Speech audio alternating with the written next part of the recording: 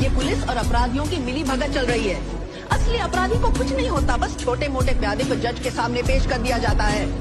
और दुर्दशा तो देखिए, आज वो भी खुलेआम घूम रहा है। इन लोगों ने हमारे लोकतंत्र और न्यायपालिका का मजाक बना के रखा है।